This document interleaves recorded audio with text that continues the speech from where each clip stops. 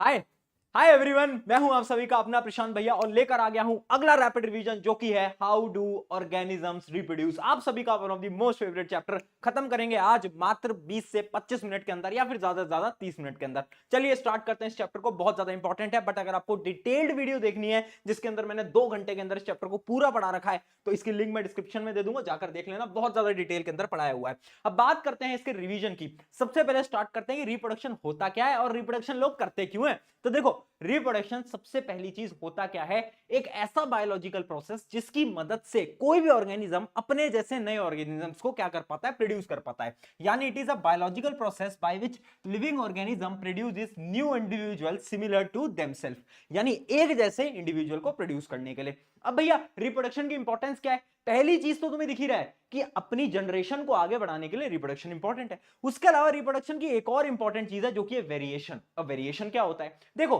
Reproduction में होता क्या है ना, जब भी एक पेरेंट से नए सेल्स जनरेट होते हैं ना, तो होता क्या है ना कि डीएनए जो होता है आपकी बॉडी का वो कॉपी होता है। ठीक है, और जैसा बोला जाता है नकल में भी अकल चाहिए, तो जब ये डीएनए कॉपी हो रहा होता है ना, तो डीएनए के पास अकल तो है नहीं, तो इसके अंदर कुछ एरर्स हो जाते हैं। डीएनए के अंदर क्या हो जाता है? एरर, जिसकी वजह से वेरिएशन देखने को मिलते हैं। जैसे कि अगर आपके पेरेंट्स की हाइट छोटी है तो शायद हो सकता है आपकी हाइट लंबी हो। क्यों? क्योंकि डीएनए के अंदर कुछ छोटे मोटे चेंजेस आ जाते हैं जिसकी वजह से वेरिएशंस नॉर्मली आने लगते हैं। अब देखते हैं कि वेरिएशन जो आ रहे हैं वो क्यों आ रहे हैं और इसकी इंपॉर्टेंस क्या है। देखो, वेरिएशन की इंपॉर्टेंस ये है, सबसे पहली चीज, variation help organism to adapt changing environment. जितने भी एनवायरनमेंट में चेंज आ रहे हैं, जैसे जैसे ऑर्गेनिज्म अडैप्ट होते रहेंगे, किसकी मदद से? वेरिएशंस की मदद से। अगला, it provide stability to the species and support evolution. Evolution को सपोर्ट करता है। जितने ज्यादा वेरिएशन आएंगे, स्पीशीज क्या होती जाएंगी? एवोल्यूशन के अंदर जाती जाएंगी। जैसे इमेजिन करो, अगर अगर आज तुम्हारा हाथ है ना, लाखों साल बाद क्या पता तुम्हारा हाथ ही ना हो। क्यों?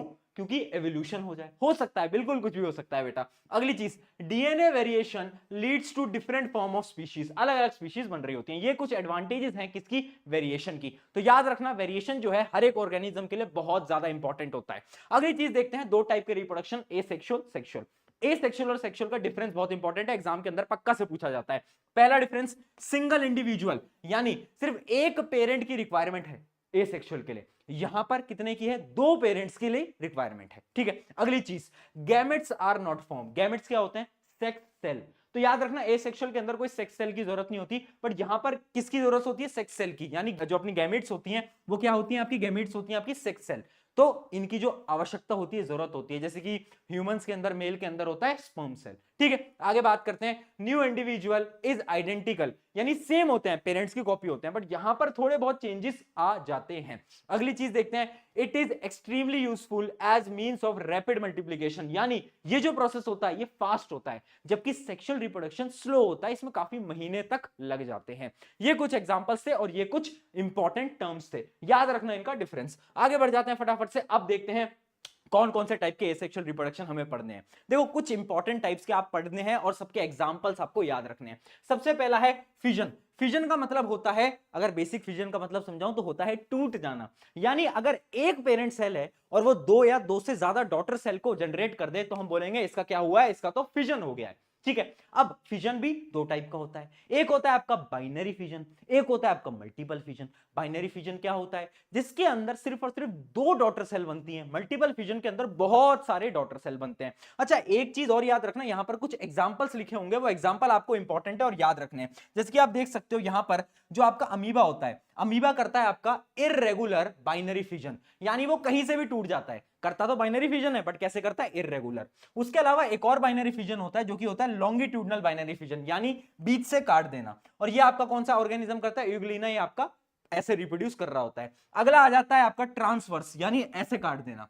ट्रांसवर्स जो आपका बाइनरी फिजन है वो पैरामीशियम करता है। ठीक है, अगला ये ऑब्लिक जो है ये आपके सिलेबस के अंदर नहीं है। आपको ये तीनों याद रखने हैं, इररेगुलर, लॉन्गिट्यूडनल, ट्रांसवर्स, और एग्जांपल याद रखना, अमीबा, इग्लुइना और पैरामीशियम। ये बहुत इंपॉर्टेंट एग्जांपल होते हैं। उसके अलावा अब आप बात करोगे भैया मल्टीपल फिजन, उसका भी तो कोई एग्जांपल दो। तो उसका एग्जांपल मैं आपको दे देता हूं, ये है आपका क्या? ये है आपका प्लाज्मोडियम। अब क्या होता है ना, प्लाज्मोडियम जो होता है वो क्या करता है? मल्टीपल डॉटर सेल्स के अंदर क्या करता है? प्रोड्यूस करता है। ठीक है, तो ये आपका एग्जांपल हो गया किसका? मल्टीपल फिजन का। आई होप यहां तक क्लियर हो गया होगा। अब बढ़ते हैं अगले टाइप ऑफ एसेक्सुअल रिप्रोडक्शन जो कि है आपका फ्रेगमेंटेशन। फ्रेगमेंटेशन क्या होता है? उसका एग्जाम्पल याद रखना, सबसे इंपॉर्टेंट है यहां पर एग्जाम्पल, जो कि है आपका क्या, स्पाइरोगायरा। आप इसको देख सकते हो, स्पाइरोगायरा, जैसे ही स्पाइरोगायरा मैच्योर होता है ना, तो क्या करता है वो कुछ फ्रेगमेंट्स के अंदर टूट जाता है, फ्रेगमेंट 1 2 3, और यही फ्रेगमेंट्स बड़े होकर बड़े बड़े स्पाइरोगायरस को बना देते हैं। ठीक है, अगले की तरफ बढ़ते हैं, एग्जांपल सबके याद रखना। अगला है रीजनरेशन, यानी रीजनरेशन क्या होता है, अपने पार्ट्स को वापस से ग्रो कर लेना, उस प्रोसेस को बोलते हैं रीजनरेशन। अब देखते हैं बेटा इसका एग्जांपल क्या है। सबसे पहला इसका एग्जांपल है हाइड्रा। हाइड्रा को अगर आप काटोगे तो जितने भी पीसेस होंगे ना, उससे नए ऑर्गेनिज्म बन जाएंगे। कितनी अच्छी सुपर पावर है। अगला है प्लेनेरिया, अगर प्लेनेरिया को काटोगे तो उतने ज्यादा प्लेनेरिया बन जाएंगे। तो ये एग्जांपल है किसके, रीजनरेशन के। अगली चीज देखते हैं, अगला है आपका बडिंग। बडिंग क्या होता है, एक बड फॉर्म होता है बॉडी के ऊपर, जिसकी आप देख भी सकते हो, हाइड्रा करता है बडिंग। यहां पर अब एक बड बनेगा और उसके बाद जब ये बड डिटैच हो जाएगा तो एक नया हाइड्रा बन जाएगा। उसके अलावा इसका एक और एग्जांपल है, जो कि है आपका क्या, यीस्ट का सेल। आप देख सकते हो यहां पर एक बड़ आया, उसके ऊपर और बड़ आया, और बड़ आया, और बड़ आया, तो बहुत सारे बड़ आ गए और सारे सेपरेट हो जाएंगे और नए नए क्या बना लेंगे, यीस्ट, ये नए नए बना लेंगे। ठीक है, अब बढ़ते हैं अगले की तरफ, जो कि है स्पोर फॉर्मेशन। स्पोर फॉर्मेशन बड़ा इंपॉर्टेंट है, देखना स्पोर फॉर्मेशन कहां पर होता है। जैसे कि एक ऑर्गेनिज्म में आपको बता देता हूं, वो है राइजोपस। आपने ब्रेड मोल्ड देखिए, ब्रेड मोल्ड, आपके ब्रेड के ऊपर वो फंगाई लग जाती है ग्रीन कलर की, हाँ, तो उस ऑर्गेनिज्म का नाम होता है राइजोपस। ठीक है, तो राइजोपस उसका नाम होता है। अब वो करता क्या है ना, उसका स्ट्रक्चर देखना, उसका स्ट्रक्चर कुछ इस टाइप से होता है। ये जो है ना स्पोरेंजियम, इसके अंदर स्पोर्स होते हैं, बड़े छोटे छोटे दाने होते हैं। अब क्या होता है, दाने फैल जाते हैं और जैसे ही फैलते जाते हैं तो ये रिप्रोड्यूस करते जाते हैं और नए नए नए नए नए नए प्रोड्यूस होते जाते हैं, है ना। तो बड़ा अच्छा और बड़ा फास्ट प्रोसेस है। और याद रखना, ये जो स्पोर फॉर्मेशन होता है, it is the fastest process, बहुत फास्ट होता है, क्योंकि स्पोर्स की मदद से स्प्रेड करना बहुत आसान होता है। चलिए अब बढ़ जाते हैं आगे और अब देखते हैं हम क्या, वेजिटेटिव प्रोपगेशन। अभी तक हमने कुछ ऑर्गेनिज्म की बात करी जो कि यूनिसेलुलर मल्टीसेलुलर थे। अब हम बात कर रहे हैं कुछ प्लांट्स की। प्लांट्स जो हैं अपने वेजिटेटिव पार्ट्स की मदद से रिप्रोडक्शन कर लेते हैं। वेजिटेटिव पार्ट्स क्या होते हैं, स्टेम, रूट और लीफ। ठीक है, अब ये जो वेजिटेटिव प्रोपगेशन है, दो टाइप का होता है। एक तो होता है नेचुरल, जो कि प्लांट खुद कर लेंगे, एक आर्टिफिशियल, जो कि हम कराएंगे। ठीक है, तो आपका जो नेचुरल है वो कैसा होता है, बाय अंडरग्राउंड स्टेम। आपने देखा होगा पोटैटो जो है स्टेम में जाता है और वो खुद से ही एक नया पोटैटो उग जाता है।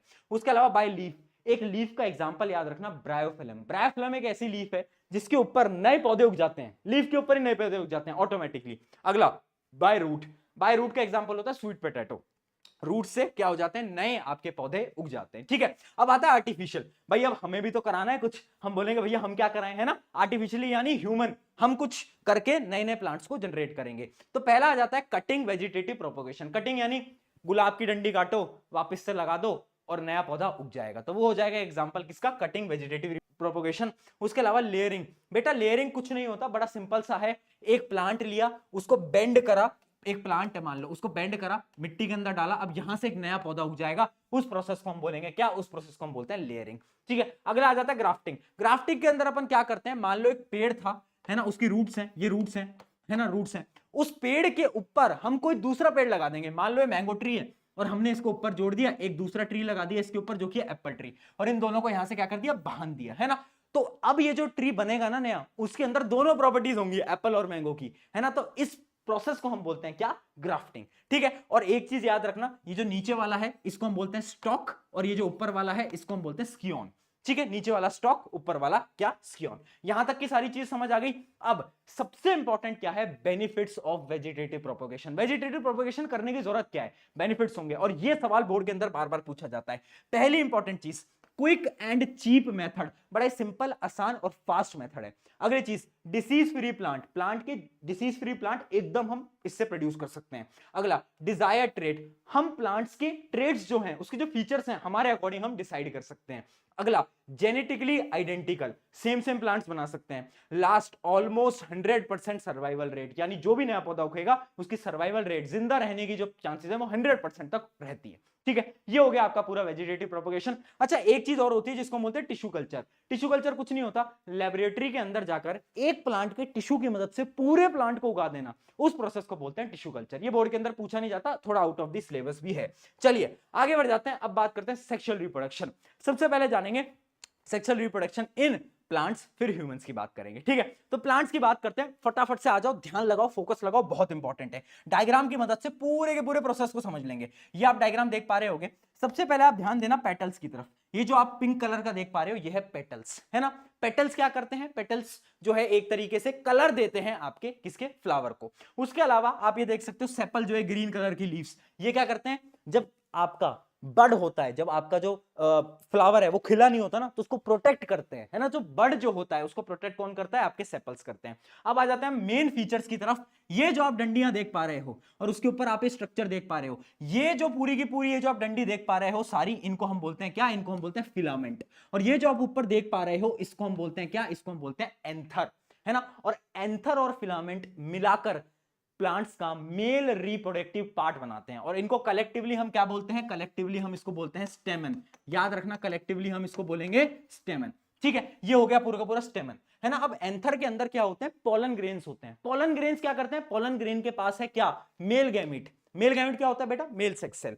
तो यानी इसके अंदर पोलन ग्रेन के अंदर क्या है, मेल गैमेट, ठीक है। अब बात करते हैं और प्लांट्स के जो पार्ट्स हैं। ये आप जो ऊपर का पार्ट देख पा रहे हो इसको बोलते हैं स्टिग्मा, है ना बेटा। स्टिग्मा के नाम से ही लग रहा है कुछ चिपचिपा सा होगा, स्टिकी सब्सटेंस होगा। तो स्टिग्मा के ऊपर होता है कोई स्टिकी टाइप का सब्सटेंस। उसके अलावा जो ट्यूब आप देख पा रहे हो इस ट्यूब को बोलते हैं स्टाइल। क्या बोलते हैं, स्टाइल। और ये जो आप देख पा रहे हो इसको हम क्या बोलते हैं, ओवरी। और ओवरी के अंदर जो है वो होता है ओव्यूल। और बेटा जो ओव्यूल होता है उसके अंदर होता है फीमेल गैमेट। तो अब प्रोसेस समझना, बड़े आसान तरीके से समझा दूंगा, मजा आ जाएगा तुम्हें कि रिप्रोडक्शन कैसे हो रहा है फ्लावर के अंदर। देखना, सबसे पहले पोलन ग्रेन कहां थे, एंथर के अंदर, है ना। अच्छा एक चीज और, ये जो तीनों पार्ट्स है ना फीमेल वाले, इन तीनों, ये जो तीनों स्टिग्मा, स्टाइल और ओवरी, इन तीनों को मिलाकर बनता है आपका फीमेल रिप्रोडक्टिव पार्ट। और इसको कलेक्टिवली हम बोलते हैं पिस्टल, है ना। वो वाला पिस्टल नहीं जो यूपी बिहार में चलती है, दूसरी वाली पिस्टल, या फिर कार्पेल भी बोलते हैं, आप पिस्टल याद कर लो, ठीक है। इसको हम बोलते हैं कलेक्टिवली पिस्टल। अब देखना बेटा, एंथर के पास पोलन ग्रेन के पास मेल गैमेट, ठीक है। तो क्या होगा कि पोलन ग्रेन अलग अलग तरीकों से यहां पर आ जाएगा, ठीक है। यहां पर आ जाएगा, कैसे आएगा, उस प्रोसेस को बोलते हैं पॉलिनेशन, उसके बारे में बात करेंगे। अब यहां पर जब वो पोलन ग्रेन आ गया तो क्या करेगा, वो एक ट्यूब बनाएगा, एक ट्यूब बनाएगा, और वो ट्यूब जाएगी अंदर, कहां तक, ओवरी तक, ओव्यूल तक वो ट्यूब जाएगी, ठीक है। एक ट्यूब बना ली। अब उस ट्यूब की मदद से अपने मेल गैमेट को अंदर भेजेगा। मेल गैमेट अंदर जाएगा और कहां पर जाएगा, ओव्यूल के पास। और मेल गैमेट फीमेल गैमेट दोनों मिल जाएंगे। और जब भी मेल और फीमेल गैमेट मिलते हैं तो याद रखना क्या होता है, फर्टिलाइजेशन। फर्टिलाइजेशन से क्या बनता है, एक नया सेल बनता है बेटा, जिसको हम बोलते हैं क्या, जाइगोट। क्या बोलते हैं बेटा, जाइगोट। यहां तक की कहानी आई होप आपको समझ में आ गई होगी, प्लांट्स के पार्ट्स आपको पता चल गए होंगे। ये आप देख सकते हो, जैसे ही पोलन ग्रेन यहां पर आया तो पोलन ग्रेन ने बेटा क्या करा, उसने एक ट्यूब बनाई, देख सकते हो, उसने एक ट्यूब बनाई जिसको हम बोलते हैं पोलन ट्यूब। क्या बोलते हैं, पोलन ट्यूब। अब ये ट्यूब बनाई और इसकी मदद से उसने क्या करा, उसने अपने मेल गैमेट्स को अंदर भेजा, और वो कहां पर गए, फीमेल के पास, है ना। मेल फीमेल मिले, फर्टिलाइजेशन, और क्या बन गया, जाइगोट बन गया। बहुत बढ़िया, यहां तक की कहानी पूरी की पूरी आपको समझ में आ गई हो तो अब हम बढ़ जाते हैं आगे। देखो प्लांट बेसिकली क्या होते हैं, दो टाइप के होते हैं प्लांट्स होते हैं। एक तो होते हैं आपके bisexual.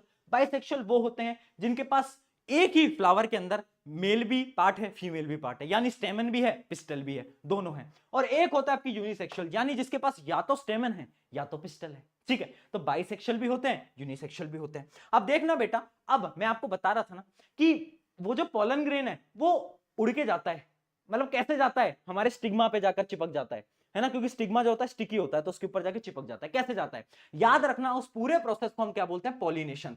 Process of transferring of pollen grain from कहां से, एंथर से कहां पर, स्टिग्मा तक, उस प्रोसेस को हम बोलते हैं पॉलिनेशन। अब देखो पॉलिनेशन जो होता है बेसिकली दो टाइप का होता है, एक तो सेल्फ पॉलिनेशन, एक क्रॉस पॉलिनेशन।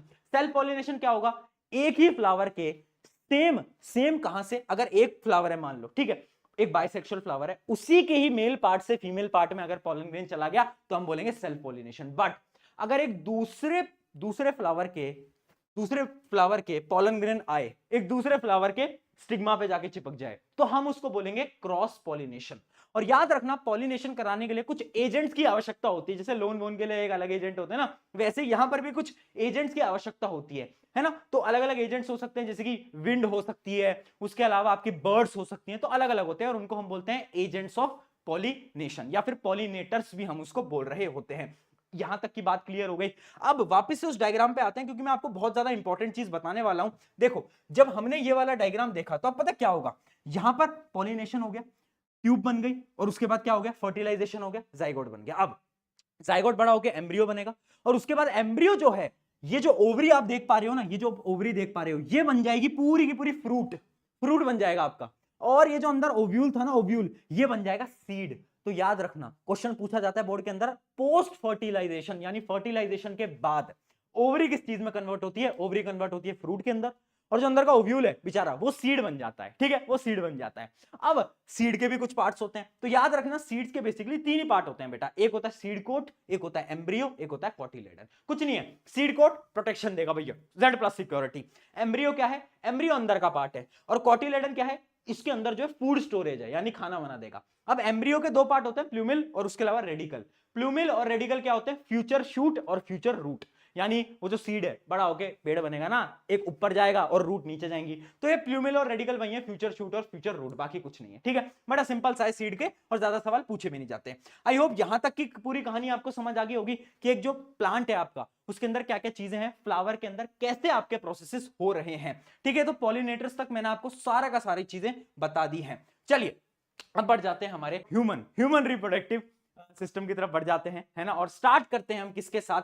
एक टॉपिक जो कि प्यूबर्टी। बेटा प्यूबर्टी क्या होता है, ध्यान से समझ लेना। प्यूबर्टी एक ऐसा पीरियड होता है लाइफ का जब मेल या फिर फीमेल दोनों के अंदर क्या होता है, जो आपके सेक्स सेल होते हैं वो बनना स्टार्ट हो जाते हैं, है ना। सेक्स सेल बनना स्टार्ट हो जाते हैं, उस जो टाइम है उसको हम बोलते हैं क्या? प्यूबर्टी। ठीक है, और क्या चेंजेस होते हैं गर्ल्स के अंदर और मेल के अंदर, दोनों के अंदर बहुत सारे चेंजेस होते हैं, जैसे बॉडी हेयर्स ग्रो करने लग जाते हैं, बहुत सारे हार्मोन्स ग्रो करने लग जाते हैं, ऐसे बहुत सारे अलग अलग प्रकार के चेंजेस होते हैं जैसे ही प्यूबर्टी आपकी हिट होती है। ठीक है, अब बात करते हैं, देखो एक चीज समझ लो, मेल के अंदर है स्पर्म सेल, ठीक है, फीमेल के अंदर है एग सेल, या फिर हम इसको क्या बोलेंगे? ओवम भी बोलेंगे। ठीक है, एग सेल या फिर ओवम दोनों बोलेंगे। याद रखना प्रोसेस क्या होता है, एक एक करके जान लेते हैं। सबसे पहले मेल पढ़ते हैं, फिर फीमेल पे आएंगे। देखो मेल रिप्रोडक्टिव ऑर्गन में क्या है, ये डायग्राम बहुत ज्यादा इंपॉर्टेंट है और ध्यान से समझना, डायग्राम की मदद से स्टोरी वे में हम समझ लेंगे। ये जो आप नीचे देख पा रहे हो, ये होता है स्क्रोटम।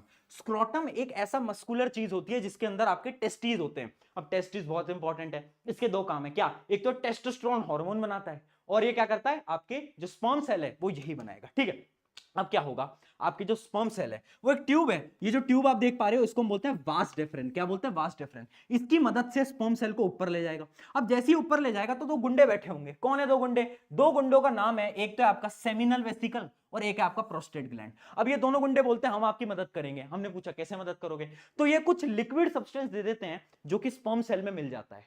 अब उससे क्या होता है? उससे बहुत कुछ होता है, ध्यान से रखना। ये कुछ ऐसी चीजों को ऐड करते हैं जिसकी मदद से क्या होता है, आपके स्पर्म सेल को नरिशमेंट मिल जाता है और बहुत इजीली वो ट्रेवल कर पाता है। और अब ये जो आपका स्पर्म सेल था ये मिलजुल के बन जाता है सीमेन। क्या बन जाता है बेटा? सीमेन। ठीक है, अब ये बन चुका है सीमेन। अब ये क्या होता है, आपका स्पर्म सेल आगे आता है और ये जो आप देख पा रहे हो यूरेथ्रा, और ये आपका पीनस है और ये यूरेथ्रा है। यूरेथ्रा की मदद से क्या होता है, आपका जो सीमेन है वो बाहर चला जाता है। ठीक है, तो मेल का तो पूरा का पूरा ये पार्ट था, है ना। अब एक चीज याद रखना, स्क्रोटम की एक चीज याद रखना कि जो ये जो आप स्क्रोटम देख पा रहे हो ये बॉडी के आउटर पार्ट में क्यों होता है, क्वेश्चन पूछा जाता है। क्योंकि पहली चीज, एक तो ये क्या करता है, स्पर्म प्रोडक्शन को रेगुलेट करता है ना, स्पर्म प्रोडक्शन को।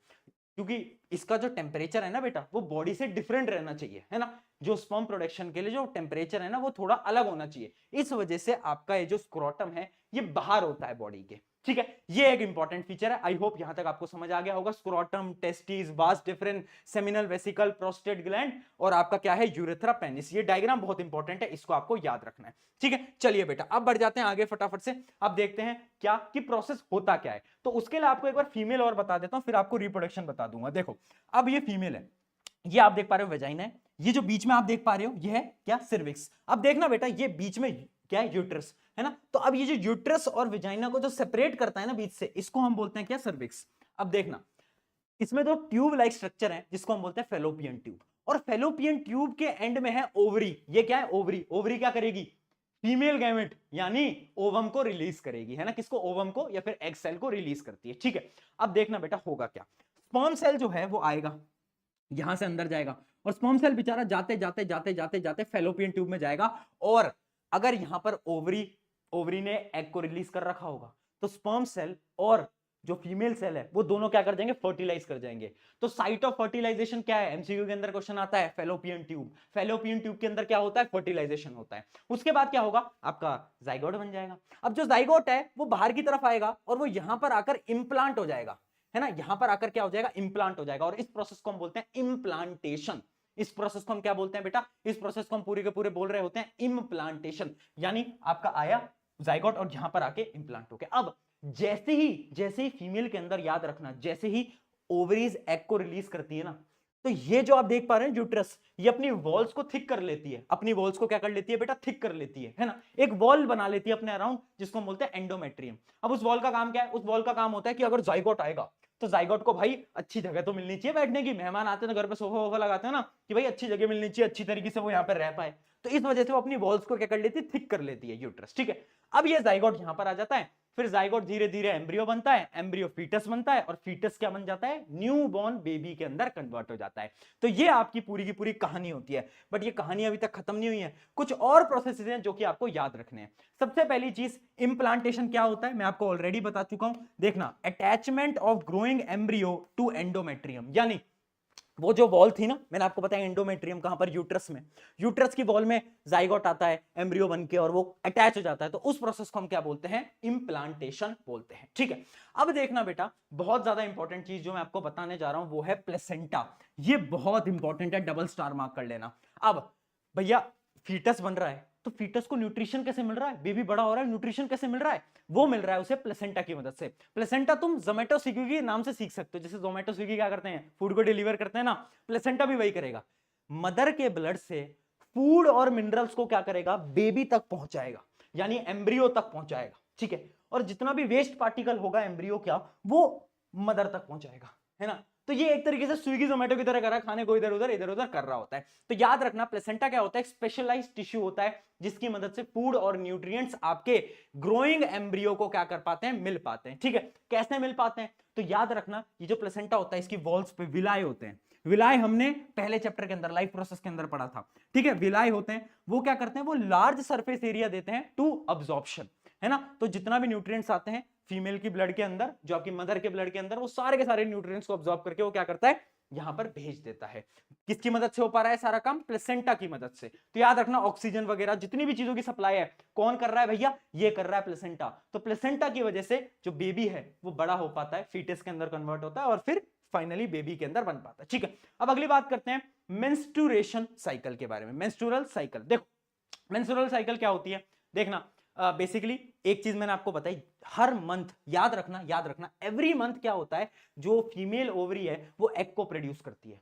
अब क्या हुआ, दो कंडीशन है, जैसे ही समझना, जैसे ही एग को रिलीज करा, तो भाई जो यूट्रस थी वो तो खुश हो गई, यूट्रस ने बोला कि हम तो अपनी वॉल्स को थिक कर लेते हैं, क्योंकि मेहमान आएंगे तो सोफे पे तो बैठाना पड़ेगा, तो एंड्रोमेट्रियम थिक हो जाती है। अब क्या होता है भैया, दो कंडीशन बनती हैं, या तो स्पर्म सेल आ जाए और फर्टिलाइजेशन आज हो जाए, या तो फर्टिलाइजेशन हो जाए तो भैया जाइगोट आएगा और वो सोफे पे बैठ जाएगा। बट एक ऐसी भी तो कंडीशन बन सकती है कि क्या होगा, फर्टिलाइजेशन नहीं होगा।